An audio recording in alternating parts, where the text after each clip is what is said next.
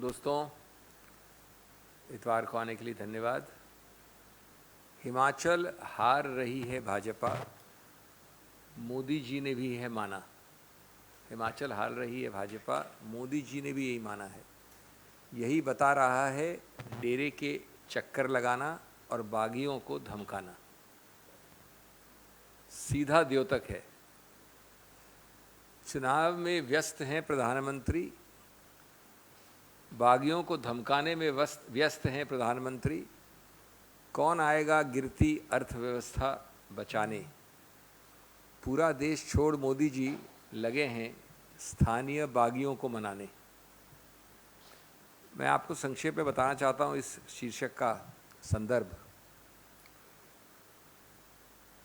दोस्तों, वीडियो कल से है वायरल, सबके पास, आप लोगों के पास होगा। नहीं है तो हमारे डिपार्टमेंट में भिजवा दिया है आपको। कोई लंबा चौड़ा नहीं है, 1 आध मिनट का है। सोशल मीडिया प्लेटफॉर्म में सब जगह है, जो बड़ा स्पष्ट बताता है कि माननीय प्रधानमंत्री जी वीडियो पे बात कर रहे हैं, आवाज़ स्पष्ट है और बड़े स्पष्ट रूप से दबाव डाल रहे हैं और मानसिक रूप से भी दबाव डाल रहे हैं। इमोशनली, मानसिक, एक प्रकार से मानसिकता वाली ब्लैकमेलिंग चल रही है बीजेपी के बागी कृपाल परमार के साथ वार्तालाप में, कांगड़ा डिस्ट्रिक्ट के फतेहपुर के विषय में, कि आप वहाँ से स्वतंत्र कैंडिडेट न बनेंगे, नहीं बनिए, न बन सकते हैं। ये सब आप वीडियो में देख सकते हैं। ये सब आप अपने आप निर्णय कर सकते हैं कि कितना डेस्परेशन, कितनी घबराहट और बौखलाहट दिख रही है बीजेपी के शीर्षस्थ व्यक्ति में, जिस प्रकार का वार्तालाप उस वीडियो में है। अब इसके 5 बड़े महत्वपूर्ण पहलू हैं, परिणाम हैं, जिनको मैं मुख्य रूप से उसके लिए मैं आया हूँ आपके समक्ष। पहला, हमारे मुखर और माननीय और वरिष्ठ प्रधानमंत्री की जो वरीयता की सूची है, प्रायोरिटी लिस्ट, वो दुर्भाग्यवश बहुत उल्टी सीधी है, विकृत है। उनकी प्रायोरिटी जो चीज़ें हैं वो विकृत एक सूची है। दूसरा पहलू, क्योंकि वो इसमें अपना समय बिता रहे हैं, इस चीज़ में लगे हुए हैं, माइक्रो मैनेज कर रहे हैं, एक व्यक्ति, एक एमएलए, एक कॉन्स्टिट्यूएंसी में, तो आप समझ सकते हैं देश का क्या हाल होगा। दूसरा पहलू कि सुशासन नहीं, लेकिन चुनावी प्रचार और चुनावी काम ही सिर्फ सबसे बड़ा प्यारा शब्द है इस सत्तारूढ़ पार्टी और सरकार के लिए, माननीय प्रधानमंत्री के लिए। तीसरा, बड़ा स्पष्ट है कि माननीय प्रधानमंत्री अपना वरिष्ठ स्थान और पद का दुरुपयोग कर रहे हैं और वो दुरुपयोग स्वतंत्र निष्पक्ष चुनाव के विषय में किया जा रहा है। हमारा मानना है कि ये निर्वाचन यानी इलेक्टोरल दुरुपयोग है, भ्रष्ट निर्वाचन की एक प्रक्रिया है। और मैं स्पष्ट करना चाहता हूं कि जो भी हमारे पास कानूनी अधिकार क्षेत्र हैं, चुनाव आयोग के समक्ष जाना और उसके अलावा अतिरिक्त जो भी हैं, उनका हम इन्वोक करेंगे, उनका हम उपयोग करेंगे। चौथा, इस वार्तालाप से बड़ा स्पष्ट है कि बीजेपी एक घबराई हुई, बौखलाई हुई, एक असुरक्षित सी पार्टी है, जो जानती है कि हार उसके सामने लिखी है। पांचवा, हम इस देश के लिए छोड़ देते हैं ये निर्णय करना, ये न्याय संगत निर्णय करना कि क्या इतने ऊंचे पद जो कि प्रधानमंत्री जिस पे बैठे हैं, उनको इस स्तर पे जाना चाहिए, इस स्तर की बातें होनी चाहिए, इस स्तर की प्रक्रियाओं में पढ़ना भी चाहिए। और अंत में मैं ये कहना चाहूँगा कि देश के प्रधानमंत्री, और ये छठा बिंदु भी बहुत महत्वपूर्ण है, आप गौर फरमाएं कि देश के प्रधानमंत्री यदि चुनाव के दौरान भाजपा से निष्कासित एक बागी नेता को फ़ोन करके चुनाव से हटने का पूरा प्रयत्न कर सकते हैं, जो कि इस वीडियो में बड़ा स्पष्ट है, तो आप समझिए कि चुनी हुई सरकारों को गिराने के लिए विधायकों को बीजेपी के पाले में लाने के लिए क्या कुछ नहीं होता होगा, जिसके अंदर हम जानते हैं, प्रमाणित है पुराने ट्रैक रिकॉर्ड द्वारा कि बीजेपी के पास पीएचडी है, चाहे वो कर्नाटक से हो, महाराष्ट्र से हो, गोवा से हो, मणिपुर से हो, और इसके अतिरिक्त कई और ऐसे मील पत्थर। तो मैं ये कहना चाहूँगा विनम्रता से माननीय प्रधानमंत्री से कि आपको ध्यान देना चाहिए आर्थिक दुर्व्यवस्था पे, सुशासन की तरफ, न कि आप राधा स्वामी सत्संग जाएं ब्यास में। क्यों? क्योंकि चुनाव हिमाचल में पास में, पड़ोस में होने वाले हैं। ये सिर्फ आपकी पार्टी का, आपके सिस्टम का भय, घबराहट और बौखलाहट दर्शाता है। ये जाहिर है कि बीजेपी को धर्म और ऐसे डेरे और ये सब मुद्दे तब याद आते हैं जब वोटों की कमी पड़ रही होती है। अंत में मैं आपके समक्ष वो चीज़ें रखना चाहूँगा बहुत ही संक्षेप में, जो वास्तव में प्रधानमंत्री को, चीफ एग्जीक्यूटिव जो देश के हैं, उनको ध्यान आकर्षित होना चाहिए, उस पर ध्यान देना चाहिए। वरीयता की सूची में वो सबसे पहले आने चाहिए, न कि परमार साहब के साथ ऐसे वार्तालाप करें आप। उसमें से मुख्य है रिटेल इन्फ्लेशन, जो अंतिम कंज्यूमर के लिए महत्व रखता है, और सिर्फ एक महीने का आप उदाहरण है, कई महीनों के उदाहरण हैं। सितंबर 2022 में ये रिटेल यानी कंज्यूमर प्राइस इंडेक्स, जो अंतिम कंज्यूमर होता है, उसके विषय से 7.5% से थोड़ा सा कम बढ़ा है, यानी 7.4% बढ़ा है। इससे भी ज़्यादा घबराने वाली बात, इससे भी ज़्यादा एक खतरनाक बात, कि ये जो सीपीआई होता है कंज्यूमर के विषय में, ये ग्रामीण एरियाज़ में शहरों से भी ज़्यादा बड़ा है, यानी ग्रामीण में इसका दुष्प्रभाव ज़्यादा हुआ है।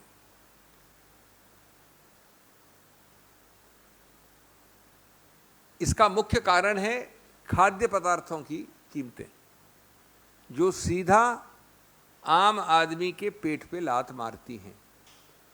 खाद्य पदार्थ को अगर आप लें, सितंबर का जो मैंने आपको आंकड़ा दिया 7.5%, उसमें खाद्य पदार्थों का, वेजिटेबल्स का यानी सब्जियों का 18% है लगभग, मिर्च मसालों का 16.8 यानी करीब करीब 17%, सीरियल्स जो हैं उनका 11.5%।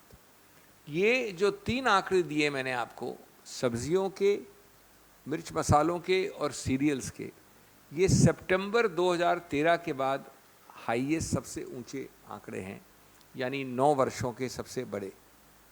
साथ साथ इन्फ्लेशन बढ़ना, कीमतें बढ़ना जाहिर है, क्योंकि उत्पादन की दर 0.7% यानी 0.7% गिरी है। और अंत में रोज़गार, जिसको तो खैर भूल ही गई है ये सरकार, माननीय प्रधानमंत्री भूल गए अपने वक्तव्यों को।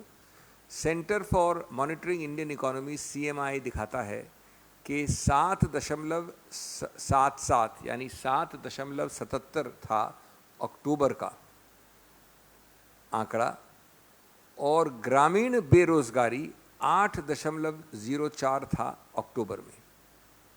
मैंने आपको बहुत कम आंकड़े दिए हैं, लेकिन ये उनसे आप कंट्रास्ट करिए जो वरीयता की सूची, MLAs बागियों को धमकाना, दबाव डालना, धर्मस्थानों को चक्कर लगाना डेराओं के, और चुनावी प्रचार में लगना, उस वरीयता की सूची में ऐसे आंकड़े बहुत महत्व रखते हैं। Friends, the country is running on autopilot, and the chief pilot is taking rides to deras and only immersed in election campaigns. The video which we have all heard, which you have on your WhatsApps, these developments, the contents of that, the Prime Minister's voice clearly, the contents of that show the detours, the discrepancies, the disparities and the diversions of the Honorable Prime Minister from the real problems facing the country. Friends, I say it with great regret and with great respect, but very firmly. The nation is like Rome, which is burning with issues of inflation, unemployment, and so many others. And the Prime Minister, the Honorable Prime Minister, unfortunately, is behaving like Nero, playing the music of election jingles. The video is there for all of you to see. I leave it to you and through you for the nation to judge the distorted, the completely perverted, problematic priority list of this government, of the Honorable Prime Minister. It is inverted, distorted, and a perverted priority list. I have 6 such facets to emphasize. This was the first. His priority list has to be unemployment and inflation and not meddling in an MLA election in this attempt at micromanagement. Second, his priority has to be good governance. But unfortunately, not good governance, but electioneering is the favorite job of the chief executive of the country. Third, very importantly, the Honorable Prime Minister is misusing his power, more importantly, the exalted position he holds as Prime Minister, for what I would say is a clear electoral malpractice, possibly even a corrupt electoral practice. This pressurizing of an MLA, Mr. Parmar, for the Himachal elections, not to contest, the emotional blackmail we hear on the tape, is something for which we will invoke all our remedies, including complaints to the Election Commission. Fourth, the BJP is losing ground in Himachal Pradesh and is going to be defeated. This is very clear from the desperation in such conversations, and they reflect the fear, the frustration, and the absolute insecurity of the central ruling dispensation and, what is worse, of its chief executive, the Honorable Prime Minister. Fifth, we leave it to the nation to judge whether the exalted office of the Prime Minister should at all be stooping to such levels to indulge in such election issues for an MLA election. And last, an analogy which I want to emphasize. If the BJP's chief executive, if the government's chief executive can go to such lengths for a particular MLA seat, you can imagine the validation given to the past track record of this government in toppling elected governments, in toppling non-BJP elected governments. We all know the PhD which this dispensation has through a series of Karnataks, Goas, Maharashtras, and Manipurs, along with many other milestones of a similar kind. Instead of doing good governance, instead of trying to ameliorate the devastating impact on an economy, the Honorable Prime Minister visits the Radha Swami Satsang at Beas merely because elections are around the corner in a neighboring state, Himachal. Desperation and fear is writ large in such actions. But we know for a long time that religion is remembered by the BJP only when votes are scanty. Let me end, friends, by giving you 3 or 4 very short, quick parameters, not inundating you with figures. That should be the real priority of the Honorable Prime Minister. That should be the real focus. Retail inflation at the consumer price level, which is where it affects the common man, is in September 7.41%. What is worse and more alarming, the rural consumer price index inflation is slightly higher than the urban one. And the principal reason is that food prices have skyrocketed. Food prices skyrocketing are a form of inflation which hit the common man in the solar plexus. They devastate his life, his economy, his household.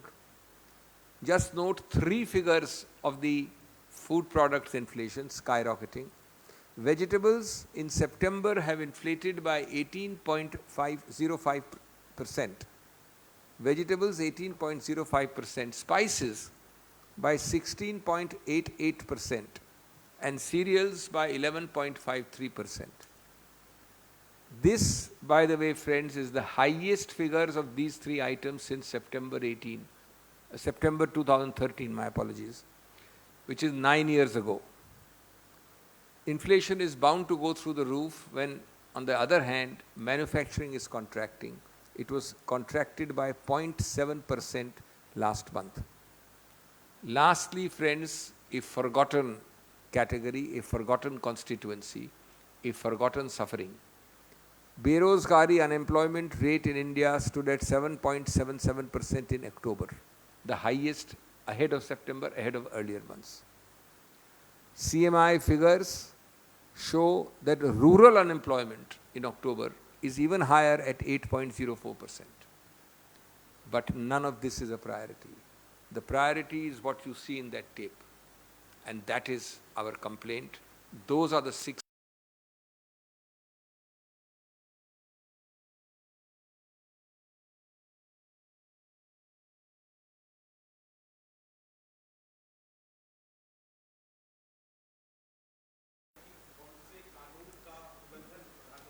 मैंने छह पहलू रखे हैं आपके समक्ष। उसमें से एक पहलू ये है, देखिए चुनाव चल रहा है, चुनाव में आदर्श संहिता है, चुनाव में नियम होते हैं, समतल ज़मीन होती है।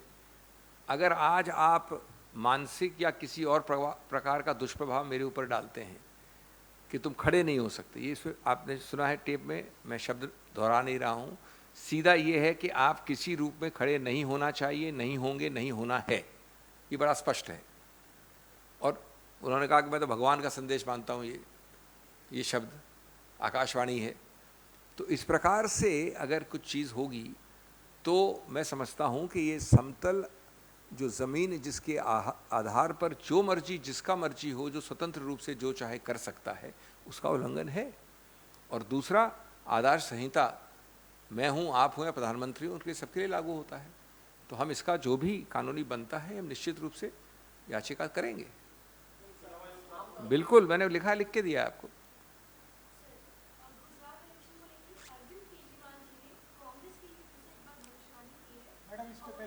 इसको खत्म कर लेते हैं, I will come to you.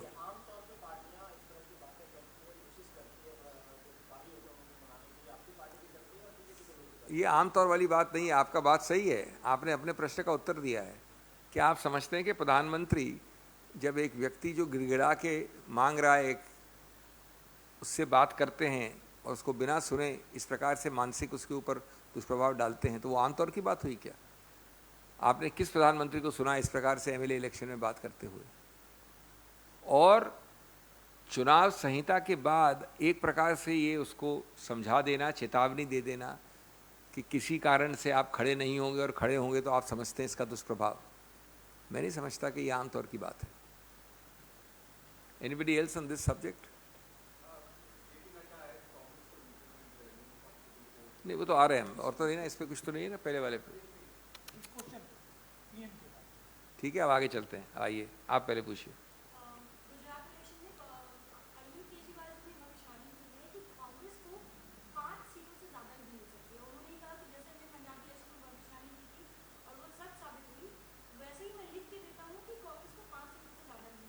मैं समझता हूँ कि अब उनको अपने पेशे को बदल के भविष्यवाणी वाला पेशा ले लेना चाहिए।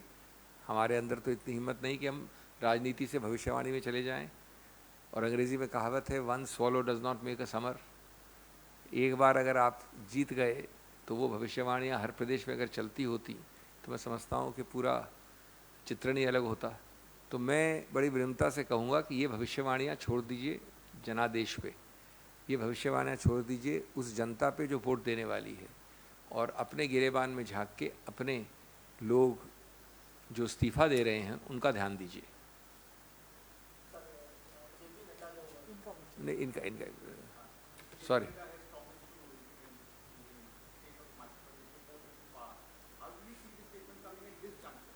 it's obvious you have answered your own question.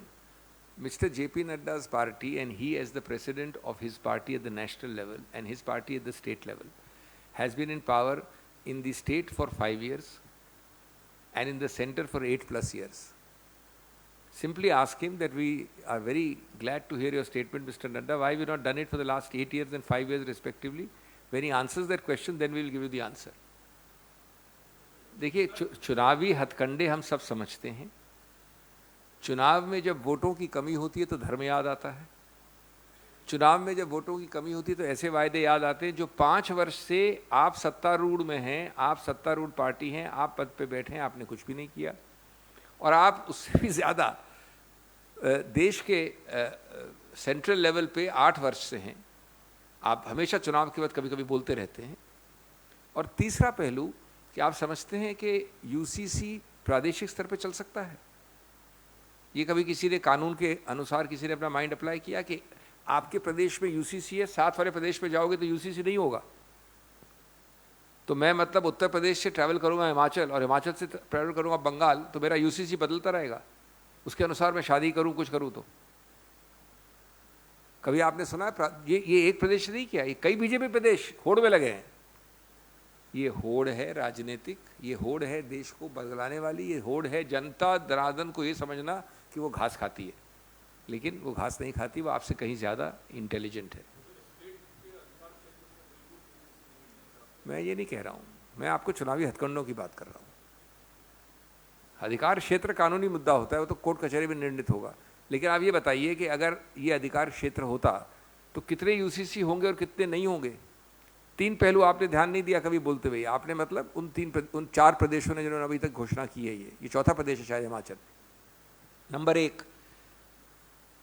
कि जो व्यक्ति शादी करता है, निर्वाह करता है, उसके जो डिवोर्स और रहने के जो रूल्स हैं वो बदलेंगे प्रदेश वाइज. नंबर 2 वो जिस प्रदेश में शादी करेगा उसके अनुसार वो निर्णित कर लेता है कि कौन सा कानून मुझे अप्लाई करेगा. नंबर 3 आप वही यूसीसी का कॉमन मॉडल नहीं होगा हर प्रदेश में. मिस्टर पूनिया के प्रदेश में मॉडल ए होगा, मेरे प्रदेश में मॉडल बी होगा. और अखिल भारतीय स्तर पे 8 साल से आप कुछ नहीं कर पाए. तो मैं सिर्फ ये बोल रहा हूं, मैं इसकी मेरिट्स की बात नहीं कर रहा हूं, मैं सिर्फ धूल झोंकने वाली बात कर रहा हूं कि दूसरा आदमी के आंख में जितनी धूल घुसा सको घुसाओ और फिर चुनाव के लिए वोट मांगने जाओ. हाँ,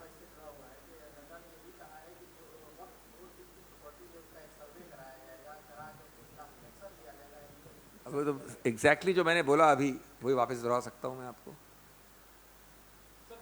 एग्जैक्टली एक एक शब्द मेरा आप उसका वापस दोहरा दीजिए. मैं वापस नहीं कहना चाहता वो बात. चुनावी हथकंडा, दूसरों को मूर्ख समझना, और उनको शायद ये ध्यान नहीं हो, यद्यपि वो संबंधित हैं कानून से, कि एक वक्फ एक्ट होता है, वो अखिल भारतीय एक्ट है. उसके विषय में अभी हाल में ही बहुत बड़ा एक निर्णय हुआ है उच्चतम न्यायालय में, जहाँ मैं खुद पेश हुआ हूँ. उसके नियम होते हैं, उसके रूल्स होते हैं. सिर्फ ये कह देना कि मैं ये कर देंगे, उस एक्ट के अनुसार करना पड़ता है. और इसका क्या कनेक्शन है हिमाचल से, जबकि आपने 5 साल से वहाँ कुछ नहीं किया और अखिल भारतीय स्तर पे 8 साल से नहीं किया. वो अखिल भारतीय एक्ट है, वो ऑल इंडिया एक्ट है ऑलरेडी, ऑल इंडिया वक्फ एक्ट. जी,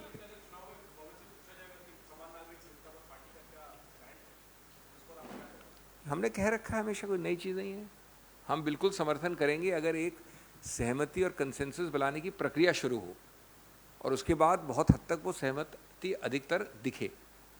लेकिन आप इस प्रकार के धूल झोंकने वाले, बरगलाने वाले, मूर्ख बनाने वाले वक्तव्यों को इसका समर्थन चाहते हैं, तो मैं समझता हूँ हमारा उत्तरदायित्व बनता है कि हम इसको एक्सपोज करें.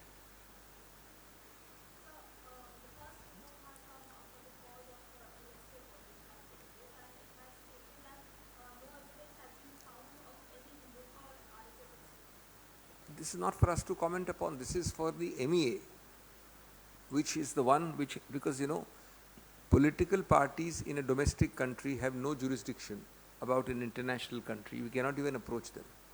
I think this is only an interim or a one report, that too not by the official agencies. As and when it comes, we will see it, but we are very happy if there is a report which is objective, provided its worth is proved, and this is for the MEA to take up. And unless the Government of India issues an official statement, there is nothing for us to react upon. We will react only when the Government of India takes an official stand. Let the Government of India say what they want to say on this.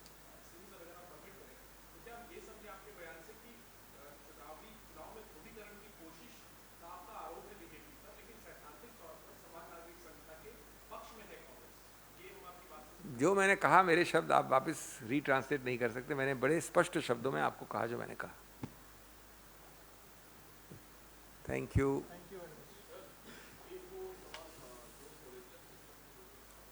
हाँ,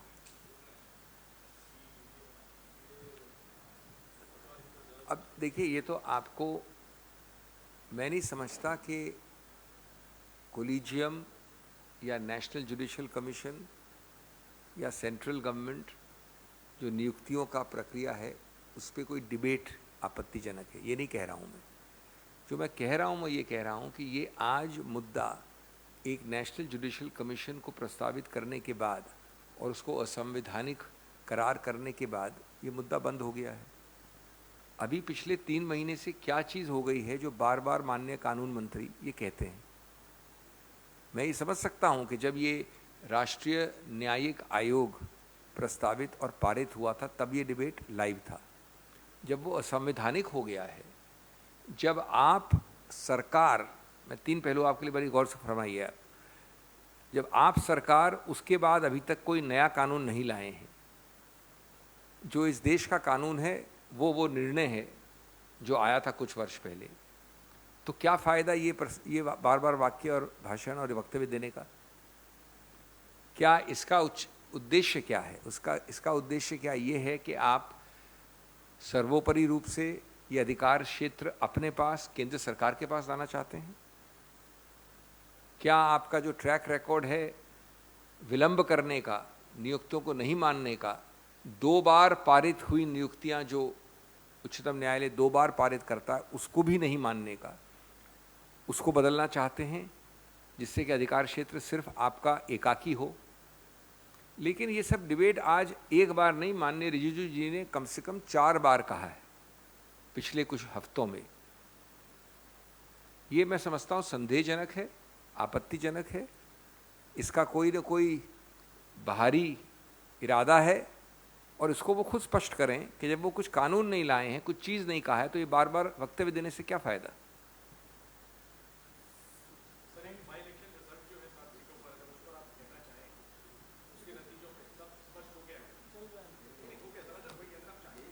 I want to analyze it. I don't want you to say that.